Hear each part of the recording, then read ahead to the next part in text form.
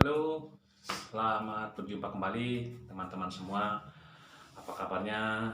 Semoga kalian tetap diberikan kesehatan, rezeki yang melimpah, serta selalu dalam lindungan Allah yang Maha Kuasa. Amin ya rabbal alamin.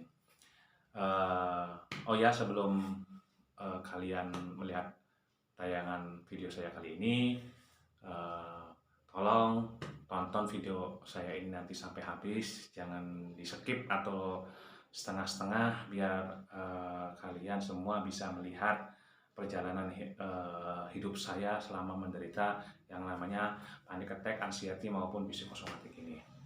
Nah, setelah itu saya minta klik juga jempol beserta klik subscribe-nya ataupun loncengnya, biar teman-teman selalu mendapatkan notifikasi-notifikasi bila mana saya sedang mengupload video-video terbaru. Ya, teman-teman, singkat saja nih, saya kali ini akan menceritakan tentang hasil saya kunjungan ke dokter psikiatri yang kemarin videonya saya upload. Itu sebenarnya saya belum waktunya berobat. Saya berobat karena satu hari sebelumnya saya mendapatkan berita yang dibilangnya katakanlah cukup buruk. Kalau kondisi saya normal pun itu tetap berita itu cukup buruk, teman-teman, gitu. Apalagi kondisi saya yang seperti ini, berarti sangat luar biasa. Makanya saya lari ke psikiatri. Ya, kebetulan juga kemarin sekalian nengok itu juga teman dari istri saya yang sedang dirawat di rumah sakit yang sama seperti saya berobat ke dokter psikiatri. Jadi gini singkat katanya, teman-teman semua ya. Saya kemarin terserang yang namanya panic attack karena mendapat kabar buruk.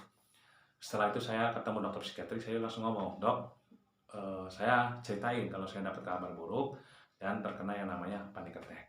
Dokter meyakinkan saya, "Tidak apa-apa, Pak. Sekarang kan Bapak itu kan pertama sudah di ronsen, di EKG.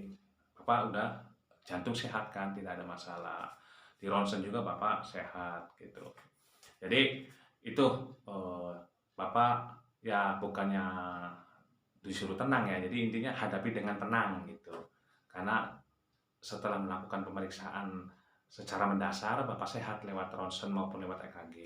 Pertama itu. Yang kedua, durasi Bapak tentang sakit ini sudah mulai berkurang dalam 1 minggu. Biasanya setiap hari turun jadi seminggu 3 kali, turun jadi seminggu 1 atau 2 kali. Itu berarti Bapak ada perbaikan selama yang usaha Bapak lakukan itu. Jadi kalaupun muncul, tetap Bapak kondisi pertama itu yaitu Bapak udah meyakinkan diri dulu bahwa Bapak itu sehat. Lewat apa? Yaitu lewat ronsen atau EKG. Kedua, dalam benak Bapak, pikiran Bapak tetap terapkan positive thinking, Pak. Bahwa, oh iya, gejala fisik yang sekarang saya timbulkan ini seperti jantung berdebar-debar, keringat dingin keluar, seakan-akan mau pingsan, ini hanyalah dampak dari penyakit panic attack. Jadi Bapak jangan berpikiran, aduh nanti saya mau mati nih, aduh saya nanti mau pingsan, gitu. Itu bahaya Pak, kalau Bapak inputnya itu seperti itu, Bapak bisa langsung dibawa lagi ke IGD, gitu. Karena penyakit ini ya katakanlah ya penyakit ilusinasi Pak, hanya bermain di mindset atau pola pikir dulu Pak, pola pikir Bapak. Terapkan pola pikir yang positif, karena di saraf otonomnya itu kalau kita yang dimasukinya, kita misalkan keserang panik attack nih Pak. Terus di saraf otonomnya itu yang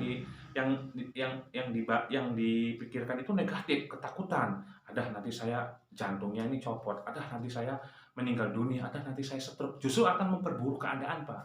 Gitu. Jadi Bapak setelah Bapak tahu bahwa Bapak itu sehat lewat ronsen, lewat EKG, kedua lagi Bapak berpikir dengan realistis, dengan nyata bahwa ini adalah gejala dari yang namanya panic attack. Tuh. Nanti juga hilang dengan sendirinya, walaupun memang lama Pak, berjam-jam, tapi hilang dengan sendirinya karena panic attack, anxiety, psikosomatik ini datang sendiri, kadang hilang sendiri. Datang kadang-kadang nggak ada penyebabnya, apalagi ada penyebabnya. Bapak kemarin ada penyebabnya, tapi meyakinkan dalam diri Bapak bahwa penyakitnya, gejala ini akan hilang gitu. Nah, setelah Bapak melakukan dua hal tadi, yang pertama EKG ataupun ronsen sudah tahu Bapak sehat, kedua lagi Bapak kasih sugesti positif dalam pikiran Bapak. Nah, setelah itu masih belum mereda gejala panic attack-nya, nah, Bapak boleh nantinya lakukan yang namanya meditasi, relaksasi, ataupun hipnoterapi gitu. Kita hipnoterapi yang Bapak sudah terapkan gitu. Untuk lebih baiknya Bapak lakukan hipno EFT atau tapping. Yang itu teman-teman, yang video saya sudah di-share kemarin itu tentang self healing, penyembuhan pribadi lewat hipnoterapi itu.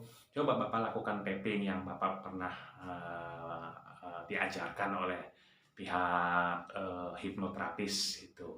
Lakukan tapping Pak di seluruh saraf di anggota tubuh seperti di alis, terus di sini, terus di sini itu.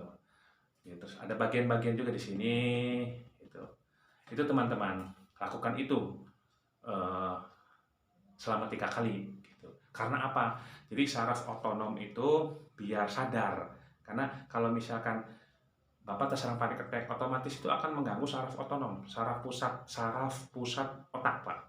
Nah, itu akan bekerja tidak baik gitu. Apalagi Bapak memasukkan inputnya negatif, itu akan sangat luar biasa nantinya mengganggu saraf-saraf di seluruh anggota tubuh Bapak. Makanya kalau Bapak sudah melakukan yang namanya yaitu tadi EKG sehat, terus Bapak sudah berusaha berpositif thinking, masih belum sembuh, coba Bapak lakukan yang namanya hipnoterapi atau hipno EFT. Ketuk bagian-bagian tubuh agar kita sadar diri bahwa kita sadar, oh ya, gitu, gitu. Termasuk dicubit aja Pak, katanya gitu. Maksudnya biar sadar, oh iya masih sakit, bahwa oh iya ini adalah rasa, dicubit sakit ini adalah rasa, gitu. Dan nanti juga hilang, seperti itu Pak. Gitu. Untuk menghilangkan panic attack itu sementara waktu. Ya, tetapi tetap Bapak ikhtiar untuk penyembuhannya tetap Bapak rutin laksanakan apa yang sudah disarankan oleh saya sebagai dokter spesialis psikiatri, apa yang sudah dilakukan oleh pihak hipnoterapi, lakukan saja Pak demi kebaikan. Semuanya diusaha, semuanya usaha ikhtiar. Yang penting kita sudah usaha ikhtiar, nanti yang menentukan Allah. Bapak jangan lupa berdoa sama Allah yang Maha Kuasa, minta kesembuhan.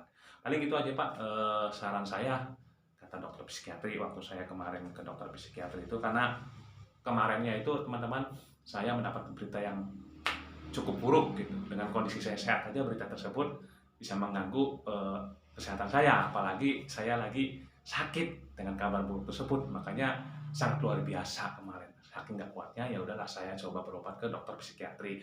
Itu memang belum waktunya saya berobat, tapi karena saya terserang namanya panic attack secara mendadak dan saya merasa panik, akhirnya saya berobat ke dokter psikiatri di luar dari jadwal yang ditentukan. Tapi nggak apa-apa, sekalian juga saya menengok yaitu teman dari istri saya yang sedang dirawat. Ya, itu teman-teman semuanya. Mungkin itu saja teman-teman semuanya.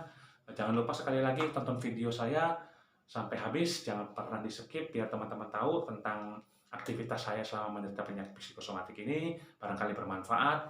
Klik juga subscribe-nya, klik juga loncengnya agar teman-teman bisa mendapatkan notifikasi pemberitahuan setiap saya mengupload video-video terbaru. Mungkin itu saja teman-teman semuanya.